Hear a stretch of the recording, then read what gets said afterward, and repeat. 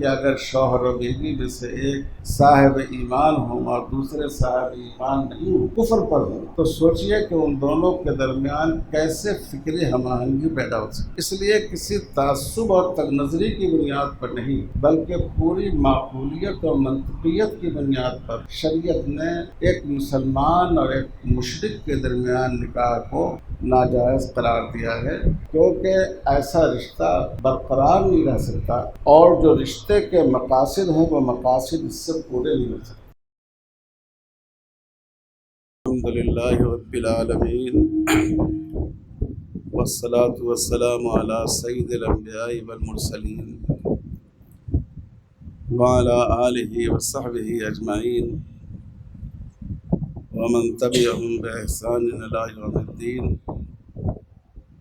قال اللہ تعالی هن لباس لکم وانتم لباس لہن۔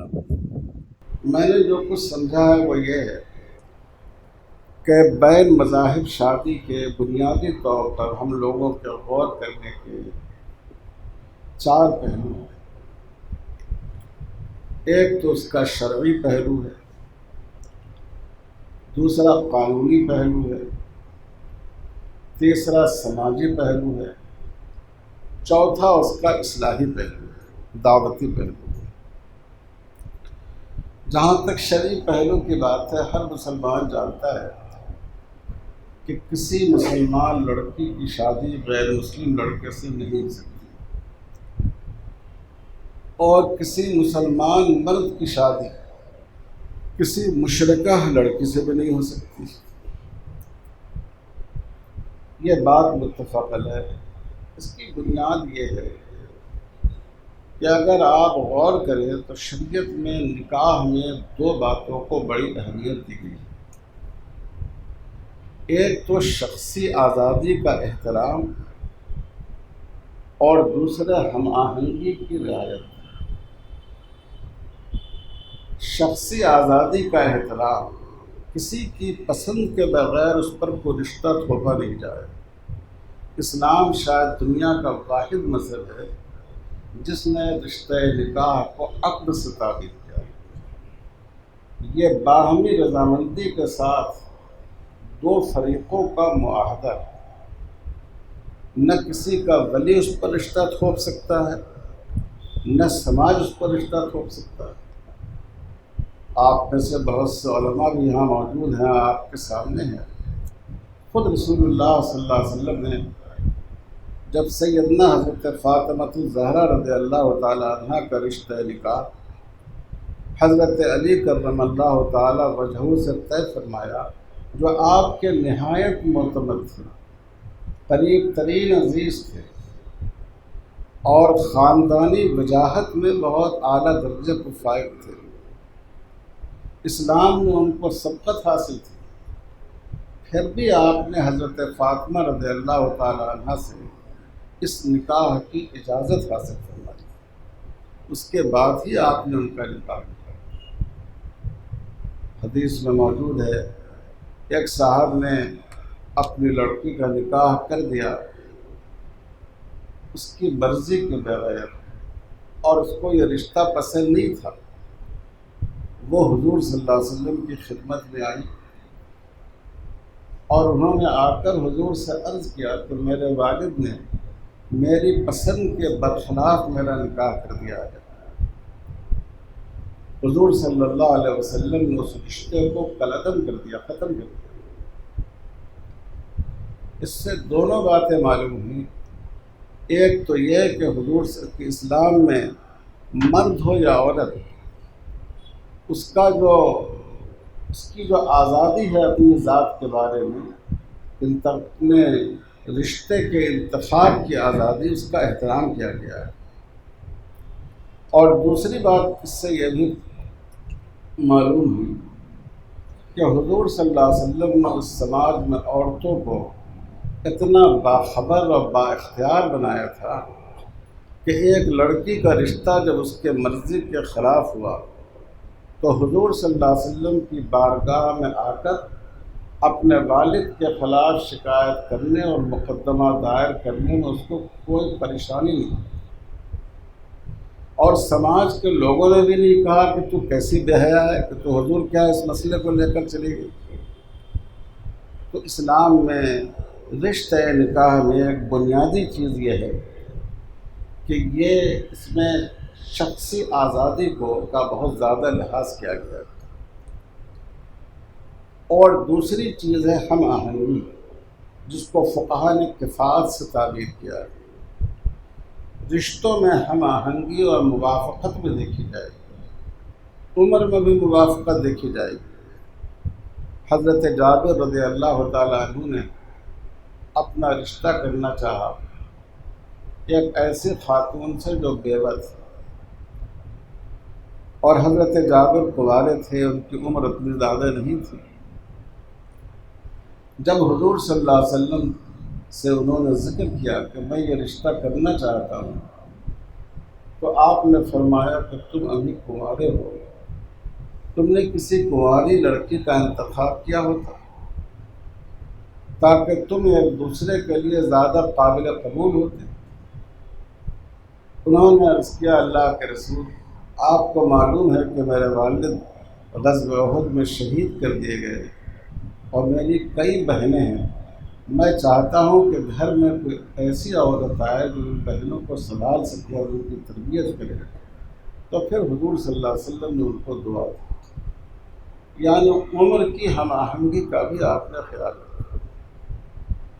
اور حضور صلی اللہ علیہ وسلم نے صورت و شکل کے سلسلے میں انسان کی پسند، اس کا ذوق، اگرچہ اس کو اسلام نے پسند نہیں کیا کہ آدمی دین کے مقابلے میں شکل و صورت پر فدا ہو جائے، لیکن حضور صلی اللہ علیہ وسلم نے فی الجملہ اس کی بھی رعایت برقرار رکھی۔ ایک صحابی، ایک انصاری صحابی سے ایک مہاجر نوجوان صحابی نکاح کرنے والے تھے، انصار مدینہ کے ایک خاتون سے۔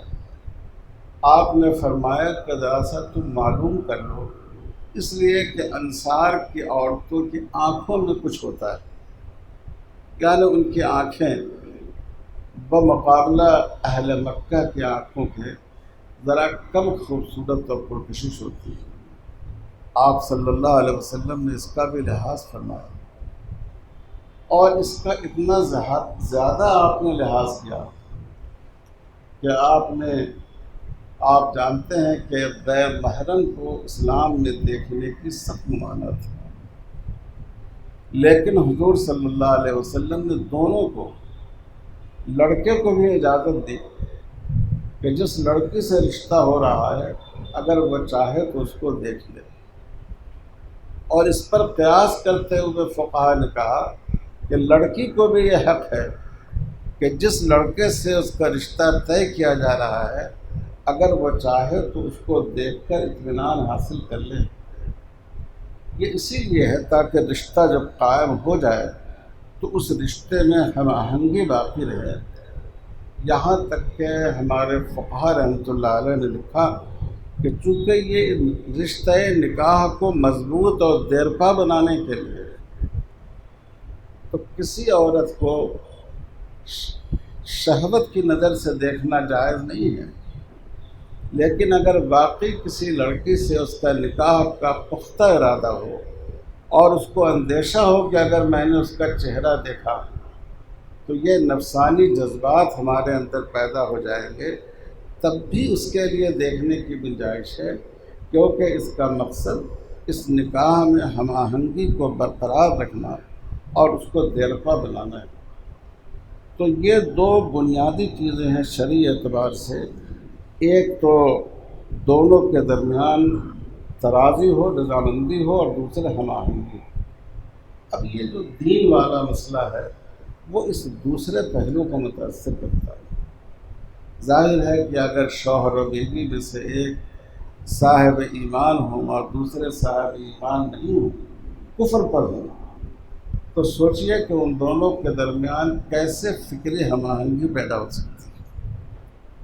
اس لیے کسی تعصب اور تگ نظری کی بنیاد پر نہیں، بلکہ پوری معقولیت اور منطقیت کی بنیاد پر شریعت نے ایک مسلمان اور ایک مشرک کے درمیان نکاح کو ناجائز قرار دیا ہے، کیونکہ ایسا رشتہ برقرار نہیں رہ سکتا، اور جو رشتے کے مقاصد ہیں وہ مقاصد اس سے پورے نہیں ہو سکتے۔ انشاءاللہ کل اس موضوع پر بڑے اہم مقالات آ رہے ہیں، میں نے دیکھا ہے، میں درخواست کروں گا کہ آپ سب حضرات اس میں شریک ہوں۔ دوسرا پہلو اس میں قانونی ہے، اس میں ہم لوگ کو زیادہ کہنا نہیں ہے۔ آپ جانتے ہیں 1954 میں شریعت اپلیکیشن ایکٹ بنا، اور اس وقت حکومت نے یہ کہا کہ یہ یونیفارم سول کوڈ کی طرف پہلا قدم ہے۔ اس قانون کے ذریعے بین مذہب شادی کو جائز قرار دیا گیا، اس کی اجازت دی گئی۔ لیکن ظاہر ہے کہ ایک مسلمان اپنی شریعت کا پابند ہے، اور جس چیز کو اللہ اور اس کے رسول نے جائز قرار نہیں دیا ہو، قانون کا سہارا لے کر اس سے فائدہ اٹھانا کسی مسلمان کے لیے جائز نہیں ہو سکتا۔ تیسرا پہلو اس کا سماجی ہے، ہمارے کئی دوستوں نے اس کی طرف اشارہ کیا۔ یہ بین مذہبی شادیاں، اس سے کئی نقصانات ہیں۔ ایک نقصان تو اس کا ہے ازدواجی زندگی کی تلخیاں۔ شروع میں تو جذبات میں آ کر نوجوان لڑکے اور لڑکیاں آپس میں دوسرے مذہب میں شادی کر لیتے ہیں، لیکن چند دنوں میں جب جذبات کی آگ ٹھنڈی ہوتی ہے اور آدمی حقیقت کی زمین پر اترتا ہے تو قدم قدم پر تلخی پیدا ہوتی ہے۔ آپ سوچئے کیا ایک مسلمان اس بات کو پسند کر سکتا ہے کہ اس کی بیوی مورتی کی پوجا کر رہی ہے، اور ایک ہندو عورت ہو، فرض کیجیے، یا ہندو مرد ہو، اور اس نے رشتہ قائم کر لیا ہو کسی مسلمان لڑکی سے، تو کیا وہ اس کو پسند کر سکتا ہے کہ وہ کہے لا الہ الا اللہ، خدا کے سوا کوئی معبود نہیں ہے، یہ مورتیاں، یہ مورتیں، یہ خدا، یہ پوجے جانے کے لائق نہیں ہے؟ آپ نے سنا ہوگا، اس وقت میڈیا میں یہ بات چل رہی ہے کہ مسلمان جو اذان دیتے ہیں یہ اصل میں نفرت کی آواز ہے، کیونکہ اس میں اسلام کے خدا کے سوا تمام مذاہب کے خداؤں اور ان کے معبودوں کی نفی کی جاتی ہے۔ تو قدم قدم پر ترقی پیدا ہوتی ہے۔ دوسری اہم چیز یہ ہے کہ ہم جو زندگی گزارتے ہیں، ہمارے لیے ایک بہت اہم چیز ہوتی ہے خاندان کا حساب۔ ہم ایک خاندان کے درمیان زندگی گزارتے ہیں۔ اگر خاندان ہمارے ساتھ نہ ہو تو ہماری خوشیاں بے معنی ہو جاتی ہیں، اور اگر خاندان ہمارے ساتھ نہ ہو تو ہمارا غم اور رنج بڑھ جاتا ہے، ناقابل برداشت ہو جاتا ہے۔ تو اب اگر دو الگ الگ مذہب کے لوگوں نے شادیاں کی تو وہ دونوں خاندانوں سے محروم ہو جاتے ہیں، شوہر کے خاندان سے بھی اور بیوی کے خاندان سے بھی۔ اور اس کا بہت بڑا نقصان آئندہ ہوتا ہے جب بچوں کے رشتے کی نوبت آتی ہے کہ کسی خاندان میں اس کا رشتہ نہیں ہو پاتا ہے۔ کئی مثالیں ہمارے سامنے خود حیدرآباد کی ایسی ہیں کہ جس میں بین مذہب شادی کر لی گئی، اب دونوں فریق پریشان ہیں، اس پر بھی تیار ہے کہ چلو تم اپنے مذہب میں شادی کر لو، لیکن کوئی ان سے رشتہ قبول کرنے کو تیار نہیں۔ تو یہ ایک بہت بڑا سماجی مسئلہ ہے جس سے اس طرح کے لوگ دوچار ہوتے ہیں۔ اور تیسری بات یہ ہے کہ بچوں پر اس کا بہت برا نفسیاتی اثر پڑتا ہے، کیونکہ وہ مستقل ماں باپ کی کشمکش کے درمیان زندگی گزارتا ہے۔ اگر کسی کے ماں باپ میں روز صبح شام جھگڑے ہوتے ہوں تو آپ دیکھیے اس بچے کے ذہن پر کتنا اثر پڑتا ہے۔ وہ صحیح طور پر پڑھ بھی نہیں سکتا ہے، مطالعہ نہیں کر سکتا، تعلیم حاصل نہیں کر سکتا، اپنے مستقبل اور فیوچر کے بارے میں سوچ نہیں پاتا ہے۔ تو جہاں یہ مذہب کے اختلاف کی بنیاد پر ظاہر ہے کہ کشمکش پیدا ہوتی ہے، تو اس کا نتیجہ یہ ہے کہ ان کے درمیان بچوں پر اس کا بہت منفی نفسیاتی اثر پڑتا ہے۔ اس لیے ہمیں لوگوں کے سامنے جو اس کے سماجی نقصانات ہیں ان کو واضح کرنا چاہیے۔ اور مثالیں تو آئے دن آ رہی ہیں کہ لڑکی نے خودکشی کر لی اور کئی جگہ ان کا قتل ہو گیا، کئی جگہ انہوں نے پانی میں جھیل میں چھلانگ لگا دی، ایسے واقعات آئے دن آ رہے ہیں۔ اور تیسرا پہلو ہے اس کا، چوتھا پہلو اصلاحی، کہ ہم لوگوں کو اس کے سدباب کے لیے کیا کرنا چاہیے۔ اس پر بہت ساری باتیں ابھی ہوئیں اور بہت مفید باتیں ہوئیں۔ میں سمجھتا ہوں کہ سب سے اہم بات ہمارے لیے تربیت ہے۔ رسول اللہ صلی اللہ علیہ وسلم، علامہ سید سلیمان ندوی رحمۃ اللہ علیہ نے حضور صلی اللہ علیہ وسلم کے 24 گھنٹے کے معمول کو جمع کیا ہے۔ اس میں یہ ہے کہ عصر کے بعد حضور کا معمول یہ تھا کہ اپنی تمام ازواج مطہرات اور صاحبزادیوں کے ہاں آپ تشریف لے جاتے تھے، تھوڑی تھوڑی دیر ان کے یہاں رہتے تھے، کوئی دلداری کی بات کرتے تھے، ان کے کسی کام میں مدد فرما دیتے تھے۔ مغرب بعد جس بیوی کے ہاں آپ کا قیام ہوتا اس شب، ان ام المومنین کے ہاں آپ مقیم ہو جاتے تھے، اور مغرب سے عشاء تک تمام ازواج مطہرات آپ کی صاحبزادیاں وہیں جمع ہو جاتی تھیں۔ اور بلکہ مہاجر و انصار خواتین، ان کو بھی اگر کوئی مسئلہ پوچھنا ہوتا تو وہ بھی آ جاتی تھی، اور بعض دفعہ وہ کوئی ایسا مسئلہ ہوتا جو ان کو براہ راست پوچھنے میں حجاب ہوتا اور وہ چاہتی کہ ہم حضور کی زبان مبارک سے سن لیں، تو ازواج مطہرات سے کہہ کر جاتی تھی کہ آپ یہ مسئلہ حضور سے دریافت کیجیے گا تاکہ میں حضور سے اس مسئلے کو سمجھ لوں۔ اور عشاء کے بعد جس بیوی کی باری ہوتی آپ وہاں ہوتے، اور وہاں بھی خاندان کے لوگوں کی تربیت کا آپ خیال رکھتے۔ آپ حضرت میمونہ رضی اللہ تعالیٰ عنہ کے یہاں تھیں۔ حضرت میمونہ رضی اللہ تعالیٰ عنہ آپ کے چچازاد بھائی حضرت عبداللہ ابن عباس رضی اللہ تعالیٰ عنہ کی خالہ تھی۔ حضرت عبداللہ ابن عباس بھی بہت چھوٹے تھے، 13 سال کی عمر تھی۔ تو جب آپ کا قیام حضرت میمونہ رضی اللہ تعالیٰ عنہ کا ہوتا تو حضرت عباس اپنے صاحبزادے کو خالہ کے پاس بھیجتے تھے اور کہتے کہ آج رات حضور کے ساتھ اور اپنی خالہ کے ساتھ گزارو، اور حضور صلی اللہ علیہ وسلم ان کو اپنے سرہانے میں سلا دیتے۔ اسی لیے تہجد کے نماز کی جو روایت ہے وہ زیادہ تر 2 صحابہ سے منقول ہے۔ ام المومنین حضرت عائشہ صدیقہ رضی اللہ تعالیٰ عنہ سے ظاہر حضور کے ساتھ تھی، اور دوسرے حضرت عبداللہ ابن عباس رضی اللہ تعالیٰ عنہ سے، کیونکہ وہ وقتاً فوقتاً حضور کی خدمت میں حاضر ہوا کرتے تھے۔ تو اس طرح بالواسطہ حضور صلی اللہ علیہ وسلم عشاء کے بعد بھی اپنے خاندان کی تربیت کرتے تھے۔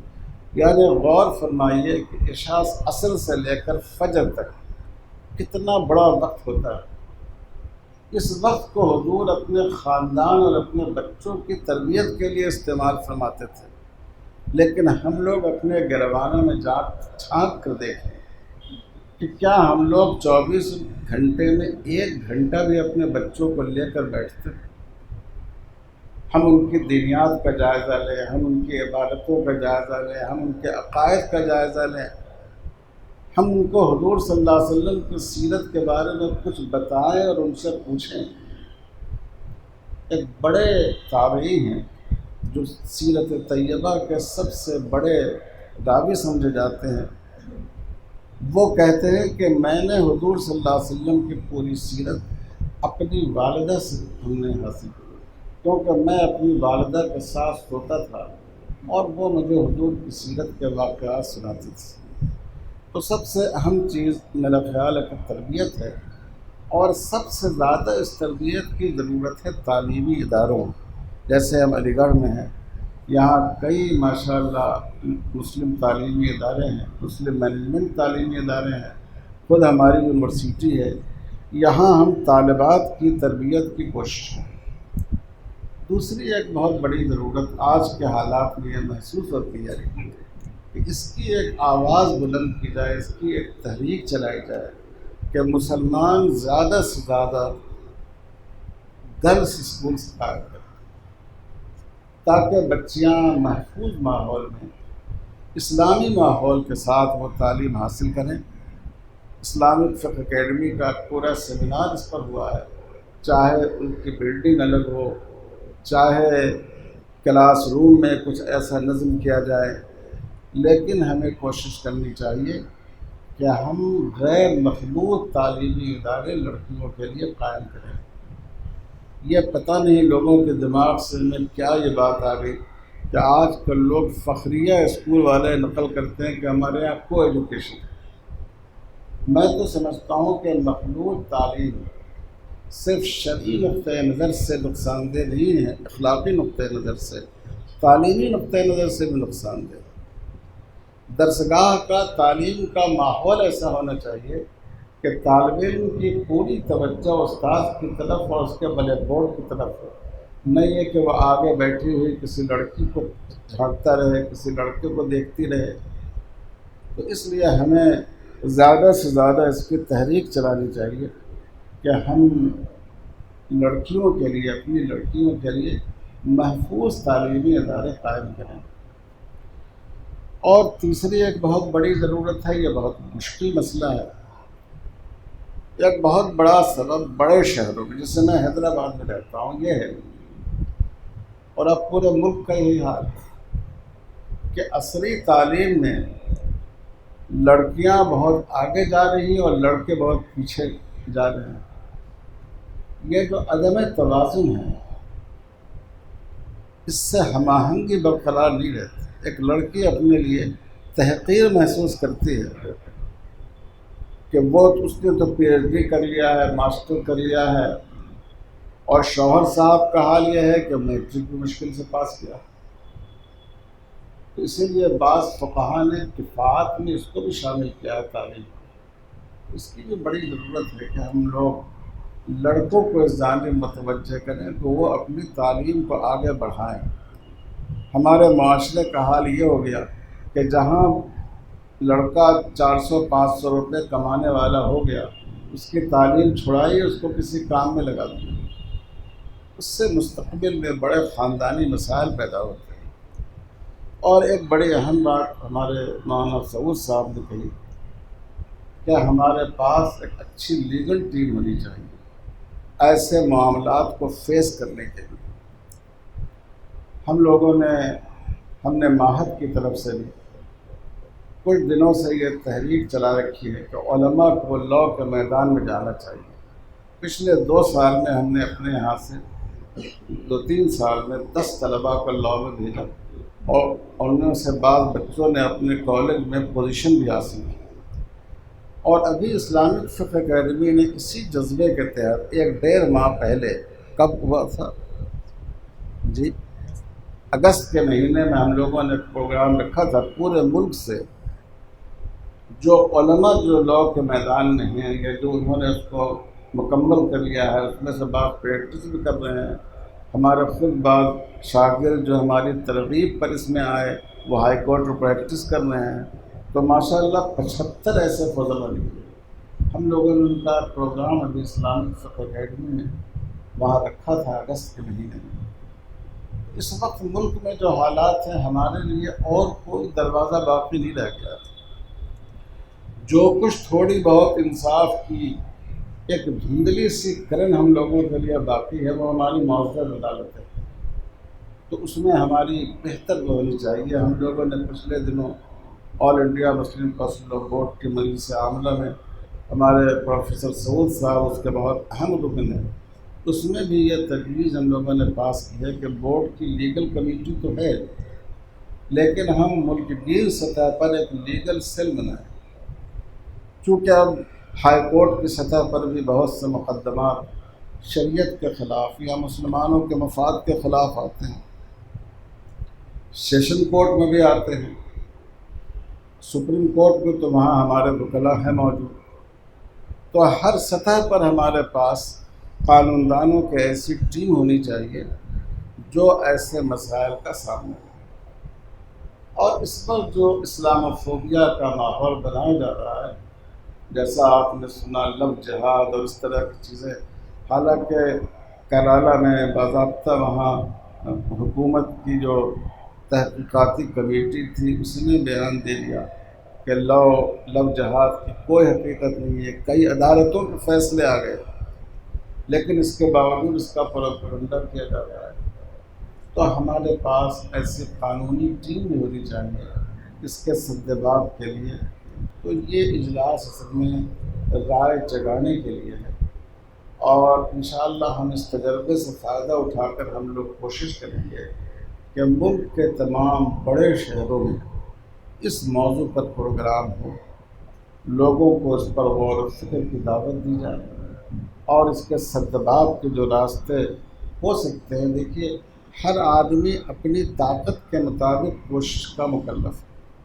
رسول اللہ صلی اللہ علیہ وسلم صحابہ سے بیعت لے رہے تھے، ایک صحابی نے کہا کہ میں آپ کی اطاعت کروں گا۔ حضور صلی اللہ علیہ وسلم نے فرمایا یہ مت کرو، یہ کہو اطیعوا ما استطعتم، مجھ سے جتنا ہو سکے گا میں اطاعت کروں گا۔ صحابی کہتے ہیں کہ ہمارے حضور ہم سے بھی زیادہ شفیق تھے، ہم نے تو مطلقاً اطاعت کا عہد کر لیا، لیکن حضور صلی اللہ علیہ وسلم نے اس کو محدود کر دیا۔ تو ہم میں سے ہر آدمی کو اپنی صلاحیت کے مطابق، اپنی کوشش کے مطابق، اپنی زبان سے، اپنے قلم سے، اپنی تنظیم سے، اپنی تحقیق سے، اپنی تحریک سے، اپنی کوششوں سے اور دعوت و اصلاح سے اس برائی سے نمٹنے کی کوشش کرنی چاہیے۔ اللہ تعالی ہم لوگوں کے لیے اس کو آسان فرمائے۔ وصلی اللہ علی خیر خلقہ محمد وعلی آلہ وصحبہ اجمعین والحمد للہ رب العالمین۔